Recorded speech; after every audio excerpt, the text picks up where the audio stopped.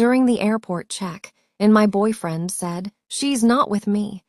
So the gate agent revealed his secret. Grab your boarding pass, your heart, and maybe a one-way ticket to freedom. Because this airport drama is about to take off.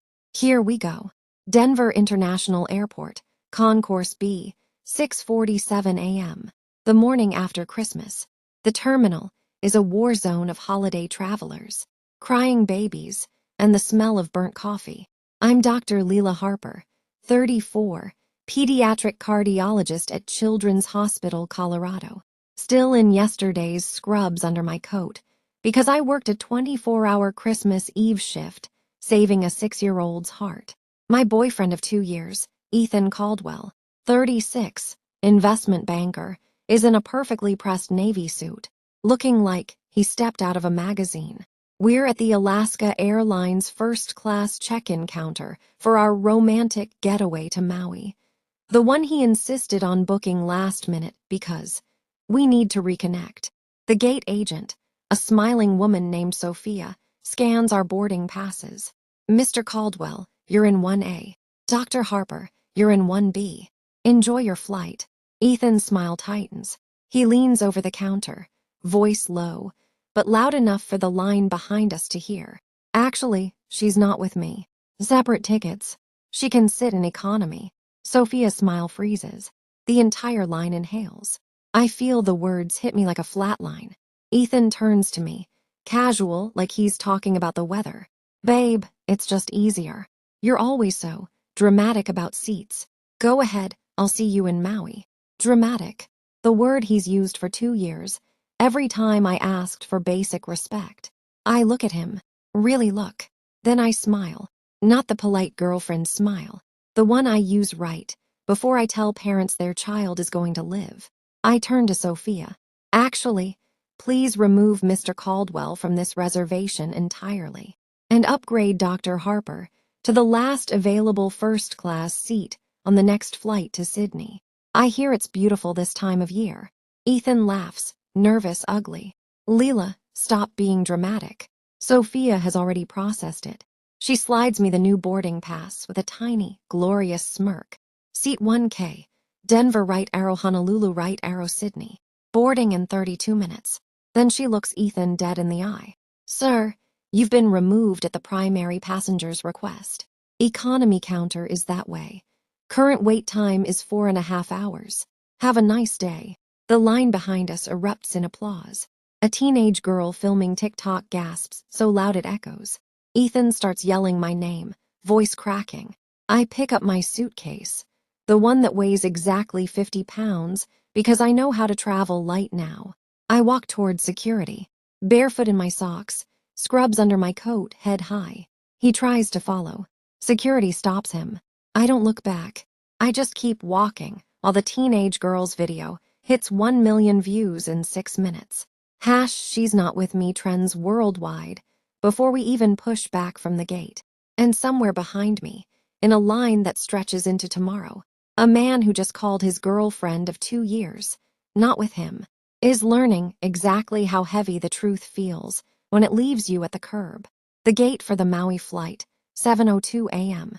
I'm in first-class line, still in scrubs under my coat, carry-on in hand, heart pounding like I just ran a code. The gate agent, Diego, tall, kind eyes. Name tag, employee of the month, scans my new boarding pass. He looks at the screen, then at me, then back at the screen. "Dr. Reyes, there's a note on your reservation from the original booking agent in Denver." He turns the monitor slightly so I can see. An internal airline message. "Passenger Tyler Montgomery attempted to book a separate ticket for companion Ashley Carter on the same flight. Seat 1B. Reservation canceled per primary passenger request." Note: Mr. Montgomery has a history of multiple companions on previous trips. Security flagged for possible fraud. Diego looks at me with something like respect. "Ma'am, Ashley Carter is already on board. Seat 1B. She checked in with Mr. Montgomery's card." The first-class lounge door opens.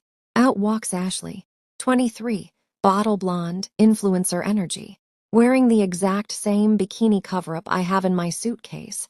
The one Tai said was too sexy for you. She sees me, freezes, then smirks. Tai said you'd be in economy. Guess he upgraded you out of pity. I smile, the same smile I use when I'm about to deliver bad news. I walk straight to her. The entire first-class line watches. I lean in. Tai also said I was not with him. Turns out he was right, because I'm with me now, and seat 1B is about to be very empty. I turn to Diego. Could you please ask Miss Carter to deplane? Her ticket was purchased with a card that no longer has authorization. Diego smiles, the first real smile I've seen all morning. With pleasure, Doctora. Security appears. Ashley starts screaming. Tai Ty.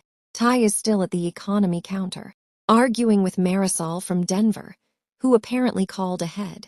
He sees Ashley being escorted off, sees me in first class. His face collapses. The boarding door closes. I take seat 1A. The flight attendant brings champagne. I raise it to the window as we taxi. To the girl who is told she was not with him. Turns out she was always with the right person. Herself. The plane takes off. Maui awaits. And the video, filmed by the entire first-class cabin, hits 100 million views before we reach cruising altitude. Not with him trends for 17 days straight. 4 seasons Maui. Overwater bungalow, sunset. I arrive at the resort in first-class glory. Still in scrubs, hair in a messy bun, but feeling like a queen who just conquered an empire. The butler, Kai, greets me with a lei of white plumeria and a smile that says he already knows the story. Dr. Reyes, the presidential bungalow is yours. The owner sends his compliments and a bottle of 1996 Dom Perignon. I walk the private dock. The bungalow is glass floors, infinity pool dropping into the ocean, outdoor bed draped in white silk. I dive in fully closed. The water is warm, the sky is fire, and for the first time in 2 years, I scream into the ocean. Joy, rage, freedom. My phone, now on Do Not Disturb except for my mom, explodes anyway. The video of Ashley being escorted off the plane is at 400 million views. Not with me is the one trend in 52 countries. Tai is trending separately as airport asshole. His mother called my mom crying. I don't answer. I order room service for 1, lobster, truffles, chocolate cake big enough for a wedding. Eat it on the deck, watching the sun melt into the Pacific. At 8:47 p.m., a knock on the dock door. Kai, Dr. Reyes, there's a gentleman at the main lobby asking for you. He says it's urgent. Medical. I walk to the lobby in a resort robe and flip-flops. The man waiting is Dr. Mateo Alvarez. Yes, the same Mateo from the hospital stories. Destiny is a storyteller. Tall, dark curls, eyes like the ocean at night. He's in linen white, holding a stethoscope like it's a bouquet. He sees me, smiles like he's been waiting his whole life. Bella, I saw the video. I flew from Miami the second it hit. I've been in love with you since our first shared call 3 years ago, when you saved my patient's life over the phone at 3 a.m. I never said anything because you were with him. I'm done being quiet. He drops to one knee on the marble lobby floor. The entire staff, who already hate Tai from the check-in footage, forms a circle. He opens a box. Inside, a ring made of rare blue diamond and platinum, shaped like a heartbeat monitor line. Isabella Reyes, marry me, not to save you, to spend every sunrise proving you were always the miracle. The lobby loses its collective mind. Yes, 1,000 codes, 1,000 shifts, 1,000 times yes. We kiss while the staff applauds and throws plumeria petals. The video, filmed by Kai, hits 1 billion views in 24 hours. Airport proposal trends for a month. Tai watches it from his parents' basement, ringless, jobless, nameless. And the girl he said was not with him becomes the bride the entire world celebrates. Maui, Halakala volcano crater rim. 6 months after the airport explosion, the sun is setting behind us, turning the clouds below into a sea of fire. The crater is closed to the public. Only 30 guests. My Denver health trauma team, Mateo's Miami neuro team, My mom and abuela in matching aloha dresses, and the kids from the cancer ward who are now in remission, flown in first class. I walk the volcanic rock aisle in a gown made of white silk and red plumeria petals, symbolizing the dress I wore when I walked away. Mateo waits in white linen, barefoot like me, eyes shining like the first time he saw me save a life over the phone. The efficient is the little boy I saved from the car wreck the night before the airport, now 12, cancer-free, holding the rings on a pillow made from my old scrubs. He says, voice clear, "Today we marry the doctor who taught us miracles are real. There isn't a dry eye on the volcano. Our vows." Mateo, I waited my whole life for the woman who would make me believe in second chances. I found her the day she left a boy at the gate and chose herself. Marry me, and let's spend every sunrise proving the world wrong together. Me. I was told I was not with him.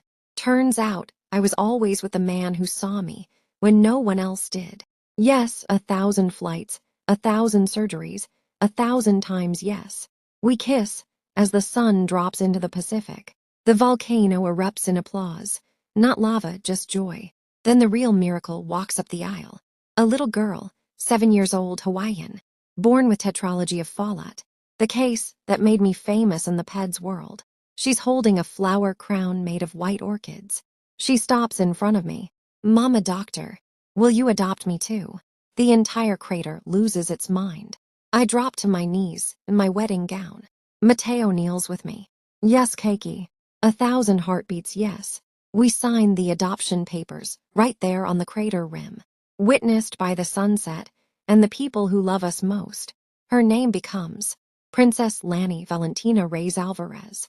The fireworks, arranged by the resort owner who still feels guilty about the check-in, explode in blue and white. The video breaks every record again. Volcano vows trends for 19 days straight.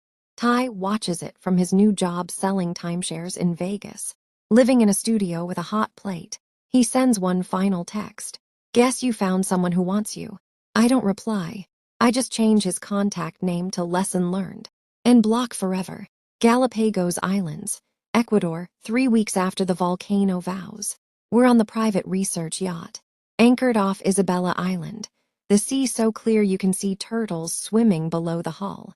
Mateo is in board shorts, cataloging giant tortoise tracks on the beach with a team of conservationists.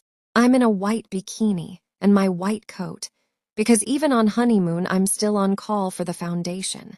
At night we sleep on the top deck. Stars so thick it feels like we're floating in the Milky Way.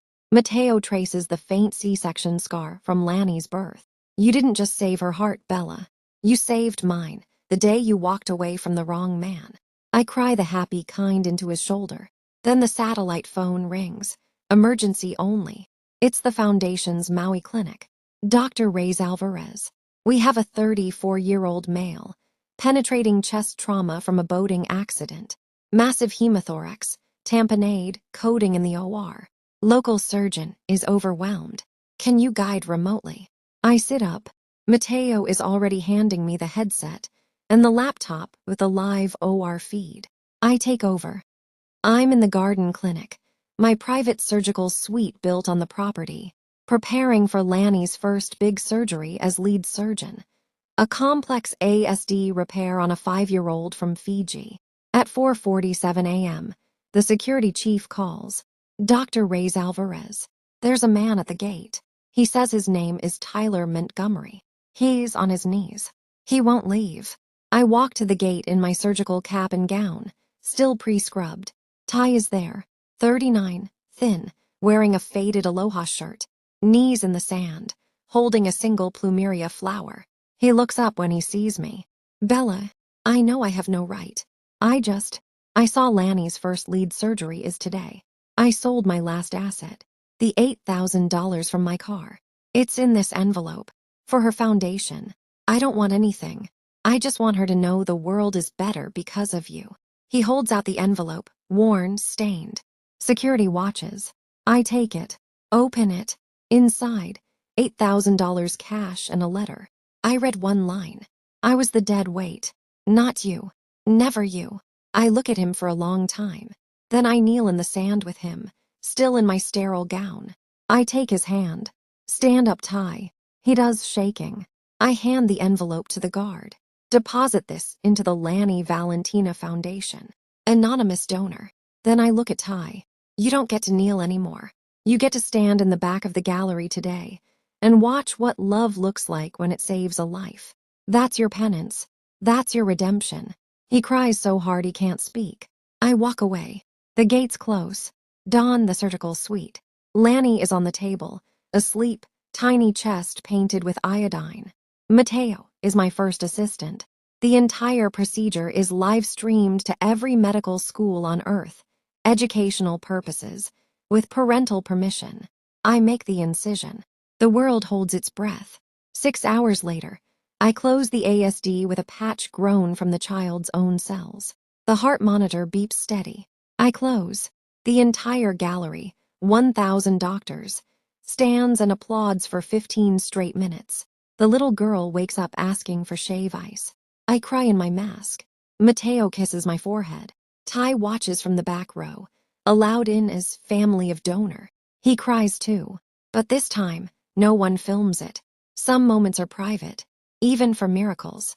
Maui, the Reyes Alvarez Eternal Care Center, rooftop. 30 years after the airport check-in that changed everything. The sun is rising over Haleakala, painting the ocean in colors that look like forgiveness and victory at the same time. I'm 89, hair white as the clouds, still in my white coat because some habits outlive the body. Mateo passed peacefully 8 years ago, holding my hand, whispering, "You were always my miracle," until his last heartbeat. The rooftop is filled with 20,000 people. Every child we ever saved, now doctors, parents, grandparents, every doctor we ever trained, every family who ever said amen when medicine said impossible. Lanny, now 42, the little girl who called me Mama Doctor, now the world's leading pediatric cardiac surgeon, stands center stage. She is the mirror image of me at that age, only taller, fiercer, kinder. She raises the microphone. 30 years ago, my mother was told she was not with him at an airport check-in. Today, the entire world is with her. This center, this network, this life, began with one woman who refused to be left behind. Mama Doctor, the stage is yours one last time. She steps aside. I walk forward slow, with Lanny's arm in mine. The crowd rises as one. I do not speak long. My voice is soft, but the microphones carry it to every corner of the planet, because the ceremony is live-streamed to every hospital in the network. 30 years ago, a boy said I was not with him. Tonight, 20,000 miracles stand here, because I chose to be with myself. This center is not mine. It is theirs, and it will never end. Because love, when it refuses to be left behind, becomes the loudest heartbeat the world has ever known. Amen. 20,000 voices answer. Amen. Then the final miracle. A man walks slowly from the back, leaning on a cane. Ty, 64, alone, wearing a simple aloha shirt, eyes down. He stops at the front, looks at me, bows deep complete, then places a single plumeria flower on the dedication plaque. He speaks, voice breaking. I came to say amen, and to thank the woman who taught me, too late, what belonging really means. He turns and walks away into the sunrise. No cameras follow. Some endings are private. The crowd lights 20,000 candles. The sunrise becomes a sea of fire and light. And the girl who was once told she was not with him becomes the reason the entire world learned how to fly together. This is Dr. Isabella Reyes Alvarez, signing off from the sunrise, where not with me became with the world. Thank you for flying with me. Now go claim your own first class. Amen.